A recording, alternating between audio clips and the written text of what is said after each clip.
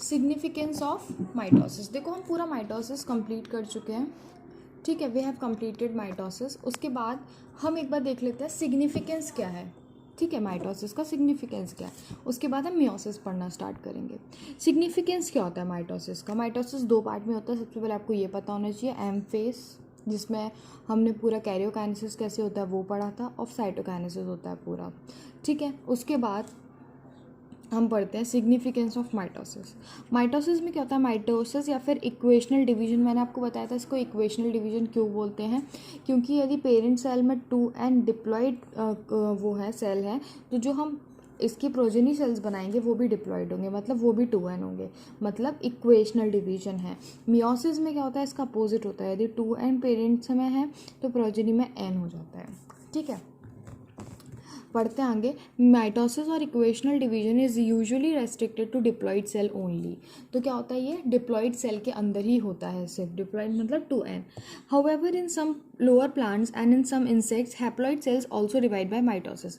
लेकिन कुछ lower plants में, not in higher plants, lower plants में और कुछ सोशल इंसेक्ट में haploid cell also divide by mitosis. कुछ सोशल इंसेक्ट में और कुछ लोअर प्लांट्स में जो आपके हैप्लॉयड सेल होते हैं वो भी डिवाइड करते हैं माइटोसिस से। वरना यूजुअली कहाँ होता है माइटोसिस? आपका डिप्लॉयड सेल्स के अंदर होता है। तो आपको स्टेटमेंट बहुत अच्छे से पढ़ना है कि यूजुअली पूछ रहे हैं या फिर कुछ स्पेशल केसेस में पूछ रहे हैं, ठीक है। It is very essential to understand that the significance of this division in the life of an organism। तो बोल रहे हैं कि हमारे लिए बहुत इंपॉर्टेंट है इसका सिग्निफिकेंस जानना एक ऑर्गेनिज्म की लाइफ के अंदर। क्या क्या है? Are you aware of some example where you have studied about the haploid and diploid insect? तो आपने हैप्लॉइड एंड डिप्लॉयड इंसेक्ट के बारे में कहाँ पढ़ा होगा? हनी बी के केस में पढ़ा होगा। कैसे पढ़ा होगा वो आप पढ़ना एक बारी, अदरवाइज आगे आने वाले चैप्टर्स में we will discuss about that, ठीक है। उसके बाद बोल रहे हैं mitosis usually result in the production of diploid daughter cell which is identical genetic complement with identical genetic complement, ठीक है। तो क्या होता है? जो आपका माइटोसिस होता है उसमें बोल रहे हैं कि वो एकदम आइडेंटिकल पेरेंट की कॉपी बनाता है अपना, इवन जेनेटिक मटेरियल भी आइडेंटिकल होता है, ठीक है। उसके बाद बोल रहे हैं the growth of multi cellular organism is due to mitosis. तो एक ऑर्गेनिज्म जब ग्रो कर रहा है तो वो किसके थ्रू करता है? वो माइटोसिस के थ्रू ग्रो करता है। Cell growth result in the distributing the ratio between the nucleus and the cytoplasm। देखो जो न्यूक्लियस और साइटोप्लाज्म का रेशियो है वो मेंटेन करने के लिए भी हमें सेल डिवीजन करना पड़ता है, ठीक है। तो क्या यही लिखा गया है? Cell growth result in the distributing. तो ये जो रेशियो है वो मेंटेन रहता है, इसीलिए हमें सेल ग्रोथ की वजह से ये रेशियो डिस्टर्ब हो जाता है, सेल डिवीजन के थ्रू हम इसे रीस्टोर करते हैं, ठीक है। It is therefore became essential for the cell to divide and restore the nucleocytoplasmic ratio. देखो सेल ग्रोथ क्या करता है? आपका न्यूक्लियोसाइटोप्लाज्मिक रेशियो बढ़ा देता है, तो उससे क्या होता है? आपका सेल में इम्बैलेंस होता है, तो आपका जो सेल है वो उसको डिवाइड करके अपना न्यूक्लियोसाइटोप्लाज्मिक रेशियो है उसको रिस्टोर करता है। उसके बाद क्या बोला गया है? A very significant contribution of mitosis is cell repair. कहीं पे आपको चोट लग जाती है तो वो थोड़े दिन बाद अपने आप सही हो जाता है, ठीक है। तो वो क्यों? उसको रेडिश ब्राउन सा कुछ तो दिखता है, उसके बाद वो खुद रिपेयर हो जाता है।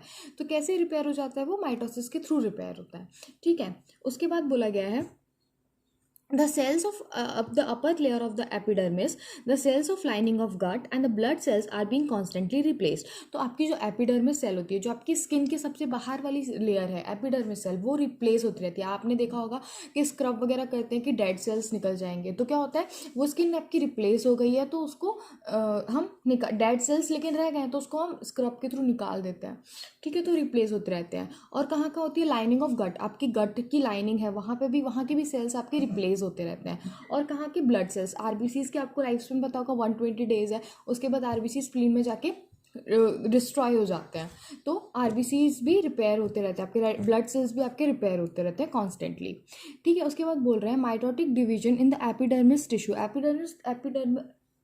डर्मेटिक टिश्यू का होता है आपका प्लांट्स में प्रेजेंट होता है, जो कि कॉन्स्टेंटली डिवाइड कर रहे होते हैं सेल, उनको हम कहते हैं मेरिस्टेमेटिक सेल। तो ये कहाँ होते हैं? Apical and lateral cambium result in the continuous growth of the plant through out their life.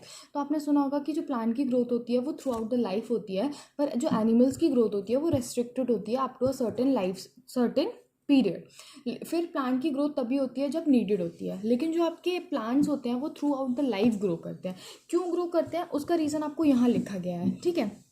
क्या लिखा गया है? Mitosis division in the meristematic tissue, the apical and the lateral cambium.